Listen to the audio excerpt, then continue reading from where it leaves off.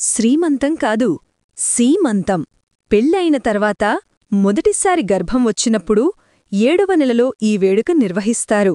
ఆ ఇల్లాలికి 6 నెలలు రాగానే ఒక భయం పట్టుకుంటుంది.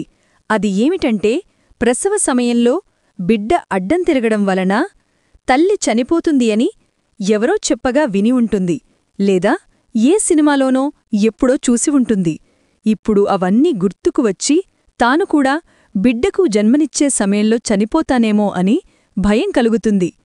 అమ్మా, అత్త, అక్క ఎవరు చెప్పినా ఆ భయం పోదు. అందుకే ఈ సీమంతం అనే వేడుకను కల్పించారు మన పెద్దలు. అసలు దీనికి పూర్తి పేరు సీమంతోన్నయనము. సీమంతం అనగా తలలోనే పాపిడి, ఉన్నయనం అనగా దువ్వుట, తలపాపిడి దువ్వుట. వాడుకలో ఈ పూర్తి పేరును పలకలేక సీమంతం అని అంటున్నారు. ఈ వేడుకకు పెళ్ళైన ఆడవారు మాత్రమే వస్తారు.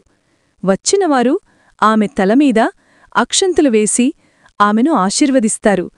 చేతులకు, చెంపలకు, కంఠానికి గంధం పూస్తారు, గాజులు తొడుగుతారు. ఆమె వచ్చిన వారందరికీ తాంబూళాలు, శనగలు, స్వీట్లు ఇస్తుంది. ఆ సమయంలో అక్కడ కూర్చున్న అందరూ సరదాగా కబుర్లు చెప్పుకుంటూ ఉంటారు, ఆనందంగా మాట్లాడుకుంటూ ఉంటారు. అప్పుడు ఆమె తన వారందరినీ చూసి, వీరందరికీ పిల్లలున్నారు. ప్రసవ సమయంలో వీరెవరూ చనిపోలేదు కదా, నేనెందుకు చనిపోతాను?